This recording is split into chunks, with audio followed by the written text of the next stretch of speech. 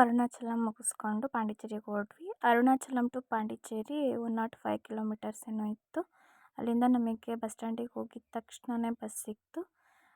Bus ಹತ್ಕೊಂಡು ಹೋದ್ವಿ. ಅಲ್ಲಿ ಸ್ವಲ್ಪ ಕಾವ್ಯನೂ ಕಾರ್ತಿನೂ ಸ್ವಲ್ಪ ಕಿಟಕಿಗೋಸ್ಕರ ಜಗಳ ಆಡ್ತಾಯಿದ್ರು, ಅಂದರೆ ಗಾಳಿ ಬರಲ್ಲ ಅಂತ. ಹಂಗೆ ಸ್ವಲ್ಪ ಕಿತ್ತಾಡ್ಕೊಂಡು ಹೋದ್ವಿ. ಆದರೆ ಅಲ್ಲಿ ಸ್ವಲ್ಪ ನಿದ್ದೆ ಬಂತು ಗೈಸ್, ಯಾಕಂದರೆ ಫುಲ್ಲು ಕಾಲು ನೋವಾಗಿತ್ತು ಬೆಳಗ್ಗೆಯಿಂದ. ಹಂಗಾಗಿ ನಿದ್ದೆ ಬಂದುಬಿಟ್ಟು ಹಂಗೆ ನಿದ್ದೆ ಮಾಡ್ಕೊಂಡು ಒಂದು ಆಲ್ಮೋಸ್ಟ್ ಒಂದು 8:30ಗೂ ನಾವು ಪಾಂಡಿಚೇರಿ ರೀಚ್ ಆದ್ವಿ ಅನಿಸುತ್ತೆ.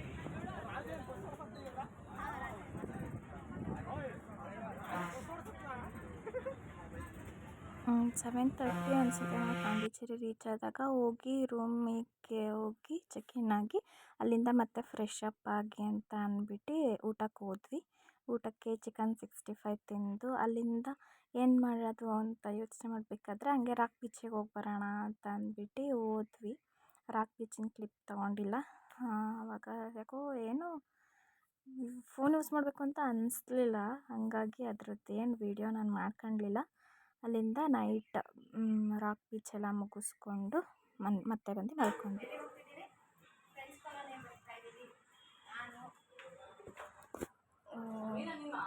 ಕಾವ್ಯ, ಆಮೇಲೆ ಅಖಿಲ, ಸೃಷ್ಟಿ, ಇದು ರೂಮ್ ನೋಡಿ ಹಂಗಾಗಿದೆ.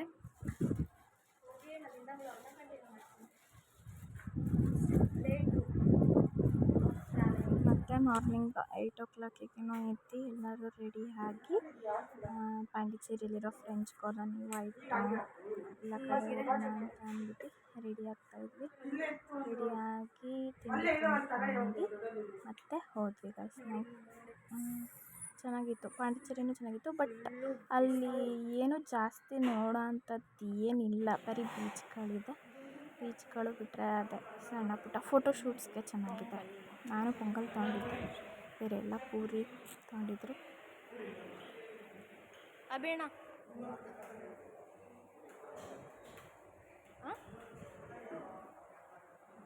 ಕಾರ್ತಿ, ಸೃಷ್ಟಿ,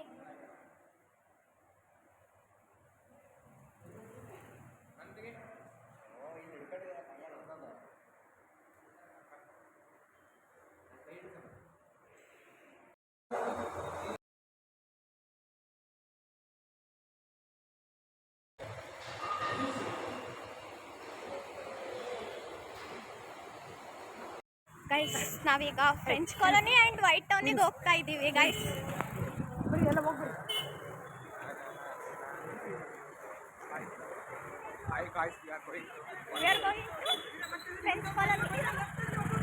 ಫ್ರೆಂಚ್ ಕಾಲೋನಿ ಅಲ್ಲಿಂದ ನೆಕ್ಸ್ಟ್ ವೈಟ್ ಟೌನ್ ಹಾಗೆ ಕಂಟಿನ್ಯೂ ಮಾಡ್ತೀನಿ ವ್ಲಾಗ್.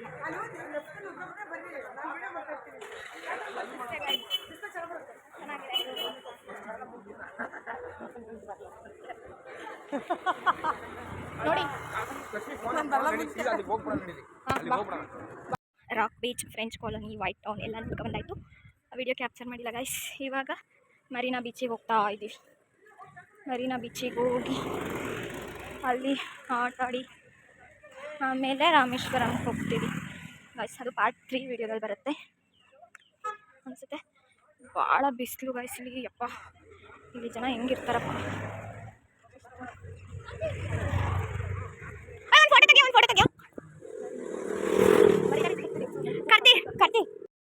ನಾವು ಅಲ್ಲಿಂದ ಮರೀನಾ ಬೀಚಿಗೆ ಹೋದಾಗ ಆಲ್ಮೋಸ್ಟ್ 1:32 ಆಗಿತ್ತು ಅನಿಸುತ್ತೆ.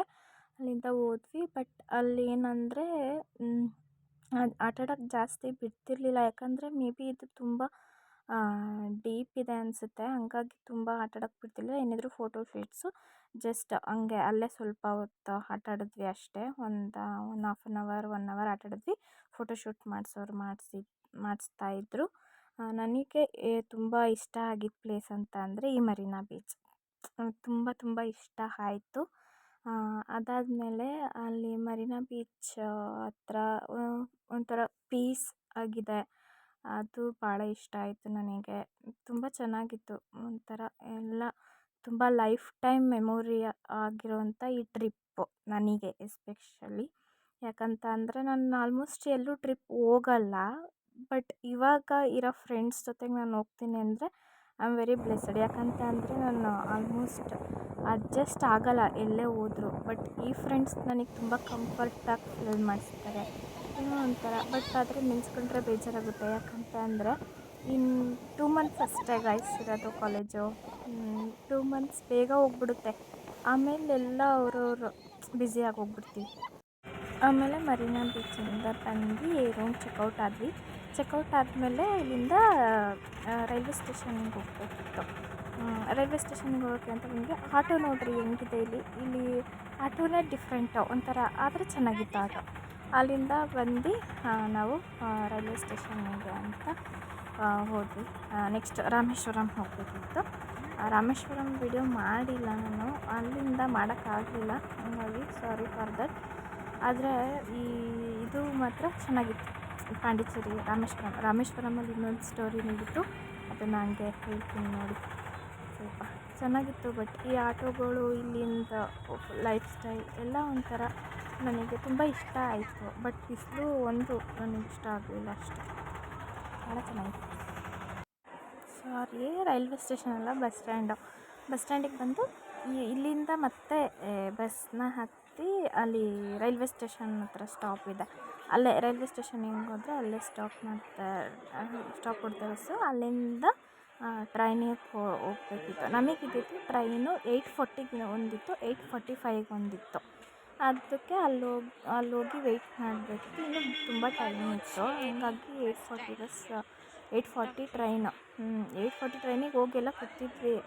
ಅಲ್ಲೇನಾಯಿತು ಅಂತ ಅಂದರೆ 8:40ಗೆ ಹೋಗೋ ಟ್ರೈನು ಬೆಳಗ್ಗೆ 6:50ಗೇನೋ ಹೋಗುತ್ತೆ. ಆದರೆ 8:45ಗೆ ಹೋಗೋ ಟ್ರೈನು ಬೆಳಗಿನ ಜಾವ ಒಂದು 4 o'clockಗೆ ಹೋಗುತ್ತೆ ಅನ್ನೋ ಒಂದು ಟೈಮಿಂಗ್ಸ್ ಗೊತ್ತಿತ್ತು. ನಾವು ಅದಕ್ಕೆ ಏನು ಮಾಡಿಬಿಟ್ವಿ, 8:40 ಕೂತಿರೋಣ, 8:45 ಟ್ರೈನ್ ಬಂದಾಗ ಹೋಗೋಣ ಅಂತ ಅಂದ್ಬಿಟ್ಟು ಎಲ್ಲರೂ ಕೂತಿದ್ವಿ. ಅಲ್ಲಿ ಏನಾಯಿತು ಅಂದರೆ ಟ್ರೈನ್ 2 minutes ಕೂಡ ಸ್ಟಾಪ್ ಮಾಡಲ್ಲ, ಆಯಿತಾ. ಸ್ಟಾಪ್ ಮಾಡಲ್ಲ. ಅದೇನಾಗ್ಬಿಟ್ಟೈತೆ, ಎಲ್ಲರೂ ಹೋದ್ರು ಹತ್ಕೊಂಡ್ಬಿಟ್ರು. ಅಖಿಲ, ಕಾವ್ಯಂಗೆ ರಾಜೇಶ್ ಹತ್ತಿಸ್ಬಿಟ್ಟ, ಅಖಿಲಂಗೆ ಹೆಂಗೆಂಗೋ ಹತ್ಕೊಂಡ್ಬಿಟ್ರು. ಬಟ್ ನಾನು ರಾಜೇಶ ಏನು ಮಾಡಿಬಿಟ್ವಿ, ಅಲ್ಲಿ ಟ್ರೈನ್ ಫುಲ್ ಫಾಸ್ಟಾಗಿ ಮೂವ್ ಆಗ್ತಿದೆ, ನಮಗೆ ಹತ್ತಕ್ಕೂ ಆಗಲ್ಲ. ಆವಾಗ ಹತ್ತಕ್ಕೆ ಹೋದರೆ ಏನಾದರೂ ಬಿದ್ದು ಏನಾದರೂ ಆದರೆ ಅಂತ ಭಯ ಬೇರೆ. ಅದಕ್ಕೆ ನಾವೇನು ಮಾಡಿದ್ವಿ, ಸುಮ್ಮನೆ ನಿಲ್ಕೊಂಡ್ಬಿಟ್ವಿ. ಆಮೇಲೆ ರಾಜೇಶ್ ಇದ್ದವನು ಅಂಕಲಿಗೆ ಹೇಳಿ ಚೈನ್ನ ಹೇಳ್ದು ಸ್ಟಾಪ್ ಮಾಡಿಸ್ದ. ಆವಾಗ ಹೋಗಿ ಹತ್ಕೊಂಡ್ವಿ. ಅಲ್ಲಿಂದ ಒಂದು ವೀಡಿಯೋ ಇದೆ. ಆ ವಿಡಿಯೋ ಮಾತ್ರ ನನ್ನ ಸಾಯೋವರೆಗೂ ಮರೆಯಲ್ಲ. ತುಂಬ ಚೆನ್ನಾಗಿದೆ ಅದು. ಒಂಥರ ನೋಡಿ ಹಂಗೆ ಬರುತ್ತೆ ಮುಂದೆ ಕ್ಲಿಪ್ಪಿಂಗ್ಸ್.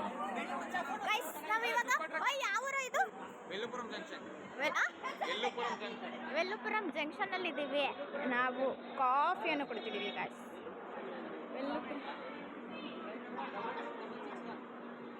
Train number 22661 guys. ಚೆನ್ನಾಗಿ ತೆಗಿ. ಆಕಾಶ ನನಗೆ ಕುತ್ಕೊಳ್ರಿ. ನಮ್ಮ ಅಮ್ಮ ಅಂದಿದ್ದು ಕಾಮಿಡಿ. ಲಕ್ಷ್ಮಿ ಹಂಗೆಲ್ಲ ಅನ್ಬೇಡ, ನೀನು ವ್ಲಾಗ್ ಮಾಡ್ತಾ ಇದ್ದೀನಿ. Kanyakumari to Chennai express.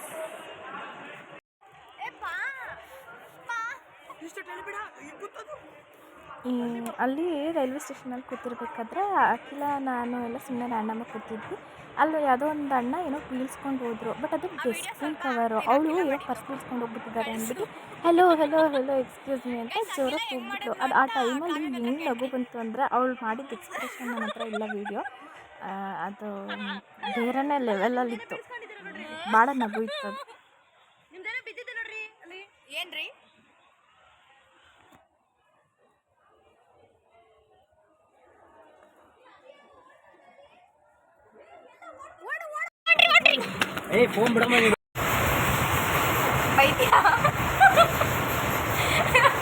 Guys, ಇಬ್ರು ಟ್ರೈನ್ ಮಿಸ್ ಆಗೋದ್ರೊಳಗೆ ಜಸ್ಟ್ ಲಾಸ್ಟ್ ಬಂದು ಫಸ್ಟ್ನಾಗ ಹೋಗಿಲ್ಲ.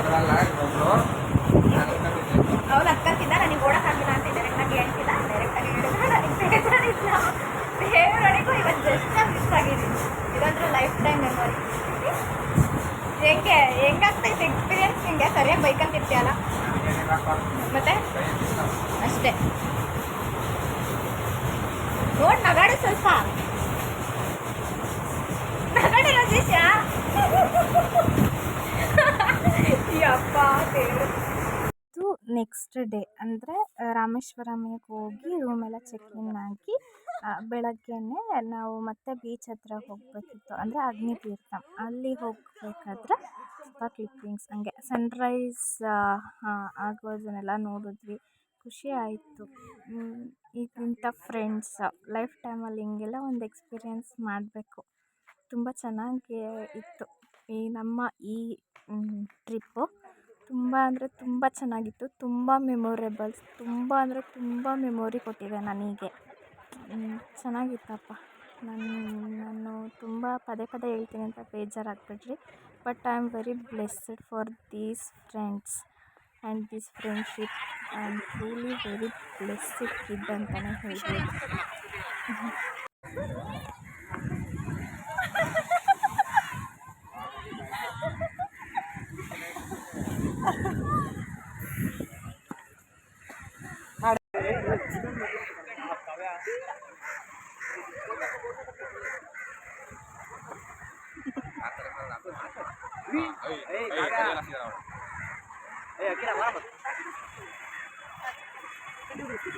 ನೆಕ್ಸ್ಟು ರಾಮೇಶ್ವರಮಲ್ಲಿ ದರ್ಶನ ಎಲ್ಲ ಮುಗಿಸ್ಕೊಂಡು, ದರ್ಶನ ಚೆನ್ನಾಗಾಯಿತು. ಅಲ್ಲಿಂದ ಧನುಷ್ಕೋಡಿ ಬಂದ್ವಿ. ಧನುಷ್ಕೋಡಿಲಿ ಕನ್ಸ್ಟ್ರಕ್ಟ್ ಆಗ್ತಿದೆ, ಏನೋ ನೆಟ್ಟಗೆ ನೋಡೋಕ್ಕೆ ಆಗೋಲ್ಲ. ಆ ಕಡೆ ಇಂಡಿಯನ್ ಸಿ, ಈ ಕಡೆ ಬೇ ಆಫ್ ಬೆಂಗಾಲ್. ಎರಡು ಚೆನ್ನಾಗಿತ್ತು, ಅಂದರೆ ನೋಡೋಕೆ ಚೆನ್ನಾಗಿತ್ತು, ಬಟ್ ಸಿಕ್ಕಾಪಟ್ಟೆ ಬಿಸಿಲು. ಯಪ್ಪ ಇಲ್ಲಂತೂ ಎಕ್ಸ್ಟ್ರೀಮ್ಲಿ ಬಿಸಿಲು, ಅಂದರೆ ಯಪ್ಪ ದೇವರೇ, ಅದೇನು ಬಿಸಿಲು ಅಂದರೆ ಬಿಸಿಲು, ಸಿಕ್ಕಾಪಟ್ಟೆ ಬಿಸಿಲು ಅಷ್ಟೇ ಅಲ್ಲಿ. ಬಟ್ ಧನುಷ್ಕೋಡಿಲಿ ಚೆನ್ನಾಗಿತ್ತು ನೋಡೋಕ್ಕೆಲ್ಲ ಚೆನ್ನಾಗಿತ್ತು. ಗಾಳಿ ಮಾತ್ರ ಬಿಸಿ ಗಾಳಿ, ಒಂಥರ ಎಕ್ಸ್ಪೀರಿಯೆನ್ಸ್ ಚೆನ್ನಾಗಿತ್ತು. ಇವಾಗ ಸ್ಕೂಲ್ ಮಕ್ಕಳೆಲ್ಲ ಬಂದಿದ್ರು ಟ್ರಿಪ್ಪಿಗೆ ಅನಿಸುತ್ತೆ, ಅವ್ರಿಗೆಲ್ಲ ಅಲ್ಲಿ ಟೀಚರ್ಸ್ ಎಕ್ಸ್ಪ್ಲೇನ್ ಮಾಡ್ತಾಯಿದ್ರು ಅನಿಸುತ್ತೆ. ಇದು ಬೇ ಆಫ್ ಬೆಂಗಾಲ್ ಗೈಸ್, ಆ ಕಡೆ ಇದ್ದಿದ್ದು ಇಂಡಿಯನ್ ಓಷನ್. ಎರಡು ಸೇರಿ ಧನುಷ್ಕೋಡಿ ಆಗುತ್ತೆ. This is the last land of our India, that is Dhanushkodi. ಚೆನ್ನಾಗಿತ್ತು ಇದು ಒಂದು ಚೆನ್ನಾಗಿತ್ತಪ್ಪ. ಹೆಂಗಿತ್ತು ಎಕ್ಸ್ಪೀರಿಯನ್ಸ್ ಅಂದರೆ ಇನ್ನೊಂದ್ಸತಿ ಈ ಕಡೆ ತಲೆ ನೋಡ್ಬಾರ್ದು ಹಂಗಿತ್ತು.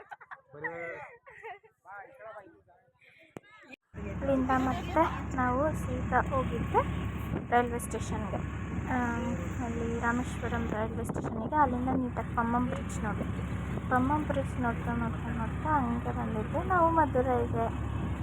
ನೋಡಿ ಚೆನ್ನಾಗಿದೆ ಪಮ್ಮಂ ಬ್ರಿಡ್ಜ್ ವ್ಯೂ ಮಾತ್ರ ಸಕ್ಕತ್ತಾಗಿದೆ. ಒಂಥರ ಖುಷಿಯಾಗುತ್ತೆ ನೋಡ್ತಾಯಿದ್ರೆ. ಬಟ್ ಸಿಕ್ಕಾಪಟ್ಟೆ ಬಿಸಿಲು ಅಂತಿಲ್ಲ ಅಂದರೆ ಹೆಂಗೆ ಬೇಕಾದರೂ ನಾವು ಟ್ರಾವೆಲ್ನ ಆರಾಮ್ಸೆ ಮಾಡಿಬಿಡ್ಬೋದು. ಬಟ್ ಸಿಕ್ಕಾಪಟ್ಟೆ ಬಿಸಿಲು ಬಿಸಿಲು ಅಂದರೆ ನಿಜ ಅಲ್ಲಿರೋರು ಅದು ಹೇಗೆ ಇರ್ತಾರೋ ಗೊತ್ತಿಲ್ಲ. ಬಟ್ ಅವ್ರು ಆ ಕ್ಲೈಮೇಟಿಗೆ ಅಡ್ಜಸ್ಟ್ ಆಗಿರ್ತಾರೆ ಅಂತ ಗೊತ್ತು. ಬಟ್ ನಾವಿಲ್ಲಿ ಮಲೆನಾಡಲ್ಲಿದ್ದು ಅಲ್ಲಿಗೆ ಹೋದರೆ ಇದು ನೋಡಿ, ಇದು ಗೋಸ್ಟ್ ಟೌನ್ ಚರ್ಚ್. ಹೋಗ ನೋಡೋಷ್ಟು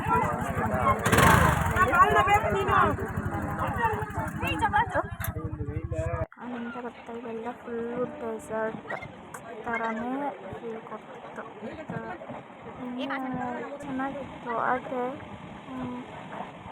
ಏನಂತಂದರೆ ಇನ್ನೂ ಚೆನ್ನಾಗಿ ಎಕ್ಸ್ಪ್ಲೋರ್ ಮಾಡ್ಬೋದಿತ್ತು ಅನಿಸ್ತಿತ್ತು ನನಗೆ. ಆಗಿಲ್ಲ, ಏನೂ ಮಾಡೋಕ್ಕಾಗಲ್ಲ. ನೋಡಿ ಹಂಗೆ ಒಳ್ಳೆ ವೀಡಿಯೋಸ್ ಇದೆ.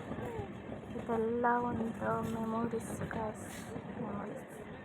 ಮೆಮೊರೀಸ್ನ ಹೇಗೆ ಕಲೆಕ್ಟ್ ಮಾಡಿ ಸ್ಟೋರ್ ಮಾಡ್ಕೊಳ್ಳೋದು, ಮೊಬೈಲಲ್ಲಿ ಸ್ಟೋರೇಜ್ ಇಲ್ಲದೆ ಇರೋ ಕಾರಣ ಈ ಥರ ಎಲ್ಲ ಕ್ಲಿಪ್ಪಿಂಗ್ಸ್ನ ಹಾಕಿ ವಾಯ್ಸ್ ಓವರ್ ಕೊಟ್ಟು ಯೂಟ್ಯೂಬಿಗೆ ಹಾಕೋದು. ಆವಾಗ ಡೇ ಫುಲ್ ರಿಮೆಂಬರ್ಡ್ ಆಗುತ್ತೆ. ಅದಕ್ಕೋಸ್ಕರ ನಾನು ಯೂಟ್ಯೂಬ್ನ ಸ್ಟಾರ್ಟ್ ಮಾಡಿದ್ದು. ಹಿಂಗೆ ನಮ್ಮ ಐಡಿಯಾ ಸೂಪರಲ್ಲ? ಸೂಪರಾಗಿದ್ದರೆ ಕಮೆಂಟ್. ಇದು ನೋಡಿ, ದಿಸ್ ಇಸ್ ದ ಪಮ್ಮಂ ಬ್ರಿಡ್ಜ್, ಸಮುದ್ರದ ಮೇಲಿನ ಸೇತುವೆ. ಹೊರಗಿದೆ ವ್ಯೂ ಮಾತ್ರ ಅಲ್ಟಿ. Super ಪಮ್ಮಂ bridge. ಆ ಟ್ರೈನಲ್ಲಿ ಮೇಲ್ಗಡೆ ಸಮುದ್ರದ ಮೇಲೆ ಹೋಗ್ತಾ ಇದ್ದರೆ ಅದು ಇದೆ ಬೇರೆ, ಸೂಪರಾಗಿತ್ತು.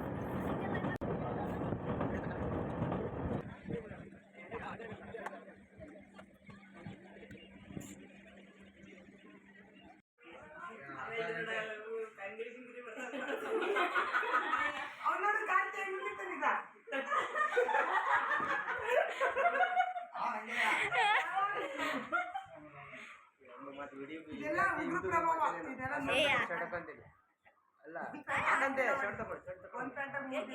ಸಾರಿ ಗಾಯ್ಸ್, ನಾನು ಆಲ್ಮೋಸ್ಟ್ ರಾಮೇಶ್ವರಮಿಂದ ವಿಡಿಯೋ ಮಾಡಲಿಲ್ಲ. ಅಲ್ಲಿಂದ ಮಾಡೋ ಅಷ್ಟು ಪೇಷನ್ಸ್ ನನಗೆ ಇರಲಿಲ್ಲ. ಹಂಗಾಗಿ ನಾನು ಅಲ್ಲಿಂದ ವಿಡಿಯೋ ಮಾಡಿಲ್ಲ. ಹಂಗಾಗಿ ಪಾರ್ಟ್ 1 ಆ್ಯಂಡ್ ಪಾರ್ಟ್ 2 ವೀಡಿಯೋಸ್ನ ಮಾತ್ರ ಮಾಡಿದ್ದೆ. ಆಮೇಲೆ ನಾವು ಬಂದಿದ್ದು ಥರ್ಸ್ಡೇ ಆಫ್ಟರ್ನೂನ್ 1 o'clock ಆಗಿತ್ತು ಮನೆಗೆ ಬಂದಾಗ. ಅದಾದಮೇಲೆ ಜ್ವರ ಬಂದಿದ್ದಕ್ಕೆ ಹಂಗೆ ಮಲ್ಕೊಂಡು ನಾನು ಇವತ್ತು ಫ್ರೈಡೇ ಇವತ್ತು ವೀಡಿಯೋನ ಎಂಡ್ ಮಾಡ್ತಾಯಿದ್ದೀನಿ. ಫೈನಲಿ ಎಲ್ಲ ಅನ್ಪ್ಯಾಕಿಂಗ್ ಆಗಿ ಅಮ್ಮ ಅಷ್ಟು ಕ್ಲಾತ್ನೆಲ್ಲ ವಾಶ್ ಮಾಡಿದರು. ಅದನ್ನಷ್ಟು ಇವಾಗೆಲ್ಲ ನೀಟಾಗಿ ಐರನ್ ಮಾಡಿ ಮಡಚಿ ಎತ್ತಿಟ್ರೆ ಅಲ್ಲಿಗೆ ನಮ್ಮ ಟ್ರಿಪ್ಪಿನ ಕತೆ ಕ್ಲೋಸ್ ಅಷ್ಟೆ. ಇವಾಗಲೂ ಕೂಡ ಸ್ವಲ್ಪ ಲೈಟಾಗಿ ಜ್ವರ ಇದೆ, ಹೋಗುತ್ತೆ. ಅದು ಮುಗಿಸ್ಕೊಂಡು ನಮಗೆ ಮಂಡೆಯಿಂದ ಇಂಟರ್ನಲ್ಸ್ ಇದೆ. ಸೊ ಇಂಟರ್ನಲ್ಸಿಗೆ ಪ್ರಿಪೇರ್ ಆಗಬೇಕು ಅನ್ನೋದೊಂದೇ ಇವಾಗ ನನ್ನ ತಲೆ ಓಡ್ತಿದೆ. ಅದು ಬಿಟ್ಟರೆ ಇನ್ನೇನು ಬೇರೆ ಯಾವ ಥಾಟ್ ಕೂಡ ನನ್ನ ತಲೆಯಲ್ಲಿ ಓಡ್ತಿಲ್ಲ. ಫುಲ್ಲು ಬ್ಲ್ಯಾಂಕ್ ಆಗಿದೆ. ಅದು ಬಿಟ್ಟರೆ ಇನ್ನೇನಿಲ್ಲ, ಫುಲ್ ಸುಸ್ತಾಗಿದೆ ಅಷ್ಟೆ. ಮತ್ತು ಅನ್ಪ್ಯಾಕಿಂಗ್ ವೀಡಿಯೋಸ್ ಹಿಂಗೆ ಒಂದೊಂದೇ ಎಲ್ಲ ಮಾಡ್ತೀವಿ. ಇಲ್ಲಿ ಈ ಥರ ಗುಡ್ಡೆ ಹಾಕ್ಕೊಂಡು ಈ ಥರ ಎಲ್ಲ ಅನ್ಪ್ಯಾಕಿಂಗ್ ಮಾಡಿ ಈ ಥರ ಎತ್ತಿಟ್ಟು ಫೈನಲಿ ಎಲ್ಲ ಅನ್ಪ್ಯಾಕಿಂಗ್ ಆಗಿ ಇಷ್ಟೆ. ಅಂಟಿಲ್ ಇಂಟರ್ನಲ್ಸ್ ಮುಗಿಸ್ಕೊಂಡು ಪ್ರಾಜೆಕ್ಟ್ ಮಾಡುವ ವೀಡಿಯೋನ ಅಲ್ಲಿಂದ ನೆಕ್ಸ್ಟ್ ಡೈಲಿ ವ್ಲಾಗ್ಸ್ನ ಕಂಟಿನ್ಯೂ ಮಾಡ್ತೀನಿ. ಆದಷ್ಟು ಅಪ್ಕಮಿಂಗ್ ಡೇಸಲ್ಲಿ ವೆಯ್ಟ್ ಲಾಸ್ ವೀಡಿಯೋಸ್ನ ಮಾಡೋಣ ಅಂದ್ಕೊಂಡಿದ್ದೀನಿ. ಅಟ್ಲೀಸ್ಟ್ ಆ ವೀಡಿಯೋಗೋಸ್ಕರನಾದರೂ ಮೋಟಿವೇಟ್ ಆಗಿ ನಾನು ವೆಯ್ಟ್ ಲಾಸ್ ಆಗ್ತೀನಿ ಅನ್ನೋ ರೀಸನ್ನಿಗೆ, ಮತ್ತು ನನಗೋಸ್ಕರ ನಾನು ವೆಯ್ಟ್ ಲಾಸ್ ಮಾಡಬೇಕು ಅನ್ನೋ ನಿರ್ಧಾರನ ಮಾಡ್ತೀನಿ.